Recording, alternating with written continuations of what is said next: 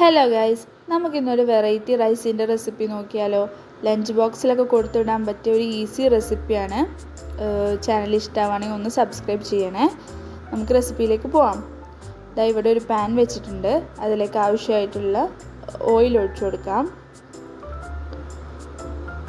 എണ്ണ ചൂടായി വരുമ്പോൾ അതിലേക്കൊരു 1/2 ടീസ്പൂൺ വലിയ ജീരകം ഇട്ട് കൊടുക്കാം. ജീരകമൊക്കെ ഒന്ന് പൊട്ടി വന്നു കഴിഞ്ഞാൽ അതിലേക്ക് ചെറുതാക്കി കട്ട് ചെയ്തിട്ടുള്ള ഇഞ്ചി, വെളുത്തുള്ളിയും ഒരു പച്ചമുളകും കട്ട് ചെയ്തതും കൂടി ഇട്ട് കൊടുത്ത് നന്നായി മൂപ്പിച്ചെടുക്കാം.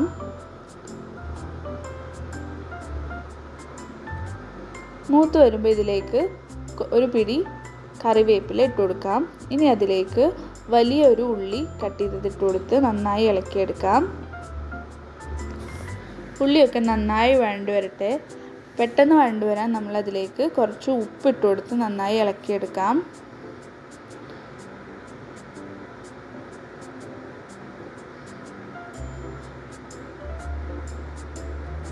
ഇളക്കിയ ശേഷം ഒന്ന് അടച്ചു വെച്ച് വേവിച്ചെടുക്കാം.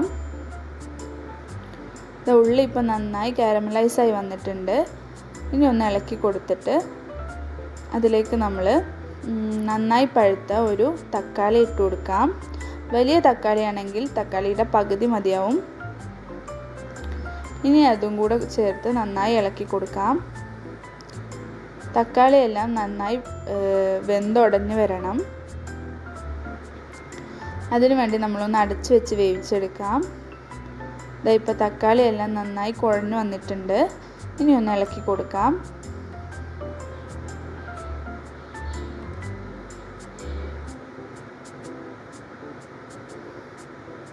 ഇനി ഇതിലേക്ക് ഒരു ക്യാപ്സിക്കത്തിൻ്റെ പകുതി കട്ട് ചെയ്തത് ഇട്ട് കൊടുക്കാം. അത് കൂടാതെ ഒരു വലിയ ഉരുളക്കിഴങ്ങ് കൂടി കട്ട് ചെയ്തത് ഇട്ട് കൊടുക്കാം. ഇനി ഇതെല്ലാം നന്നായി യോജിക്കുന്നത് വരെ നന്നായി മിക്സ് ചെയ്തെടുക്കാം. മിക്സ് ചെയ്തതിന് ശേഷം ഒന്ന് അടച്ചു വെച്ച് ഒന്ന് ചെറുതായി വേവിച്ചെടുക്കാം.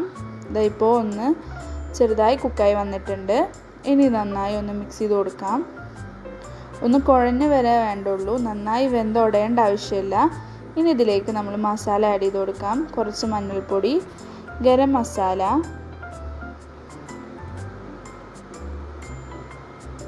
മല്ലിപ്പൊടി,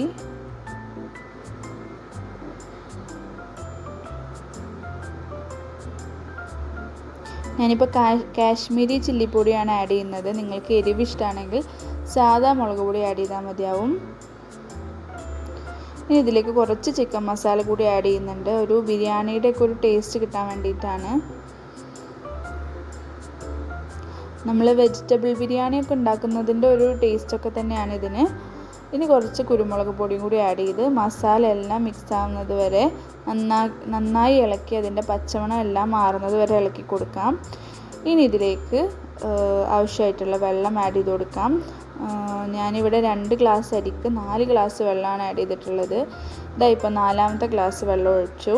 ഇനി അതെല്ലാം ഒന്ന് മിക്സ് ആക്കി എടുക്കാം. ഈ സമയത്ത് അരിക്ക് ആവശ്യമായിട്ടുള്ള ഉപ്പ് കൂടി നമ്മൾ ആഡ് ചെയ്ത് കൊടുക്കണം. വെള്ളത്തിൻ്റെ ഉപ്പ് നോക്കിയിട്ട് ആവശ്യമുള്ള ഉപ്പ് ആഡ് ചെയ്ത് കൊടുക്കാം. ഇനി അതൊന്ന് നന്നായി മിക്സ് ചെയ്യാം. ഇനി അരിയെല്ലാം വിട്ട് നിൽക്കാൻ വേണ്ടിയിട്ട് കുറച്ച് ലെമൺ ജ്യൂസ് ആഡ് ചെയ്ത് കൊടുക്കുന്നുണ്ട്. ഒരു ഡ്രൈഡ് ലെമൺ കൂടി ഇട്ട് കൊടുത്തിട്ട് ആവശ്യത്തിനുള്ള മല്ലിയിലയും പുതിനയിലയും കട്ട് ചെയ്തത് ഇട്ട് കൊടുക്കാം.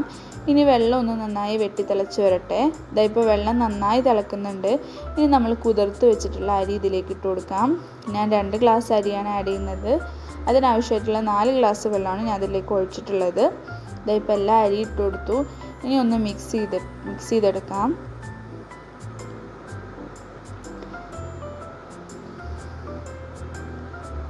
മിക്സ് ചെയ്ത് കഴിഞ്ഞാൽ ഇതൊന്ന് അടച്ചു വെച്ച് വേവിച്ചെടുക്കാം. വെള്ളമൊക്കെ വറ്റി നന്നായി സെറ്റായി വരട്ടെ. അടച്ചു വെച്ച് ഇടയ്ക്ക് ഒന്ന് എടുത്ത് ഇളക്കി കൊടുക്കണം. ഇപ്പോൾ വെള്ളമൊക്കെ വറ്റി നമ്മുടെ സൂപ്പർ ടേസ്റ്റി റൈസ് റെഡി ആയിട്ടുണ്ട്. ഇതിന് വേണമെങ്കിൽ വെജിറ്റബിൾ ബിരിയാണി എന്നൊക്കെ പറയാം. ഇനി അതിൻ്റെ മുകളിലേക്ക് കുറച്ചുകൂടെ മല്ലിയില തൂവി കൊടുത്താൽ നമ്മുടെ ടേസ്റ്റി റൈസ് റെസിപ്പി ഇവിടെ റെഡി ആയിട്ടുണ്ട്. നിങ്ങൾക്ക് ഇഷ്ടമാണെങ്കിൽ എന്തായാലും ഒന്ന് ട്രൈ ചെയ്ത് നോക്കണേ. ക്യാപ്സിക്കം ഓപ്ഷണലാണ്. നിങ്ങൾക്ക് ഇഷ്ടമാണെങ്കിൽ ചേർത്താൽ മതി. വീഡിയോ ഇഷ്ടമാവുകയാണെങ്കിൽ ഒന്ന് ലൈക്കും ഷെയറും കമൻറ്റും സബ്സ്ക്രൈബ് കൂടി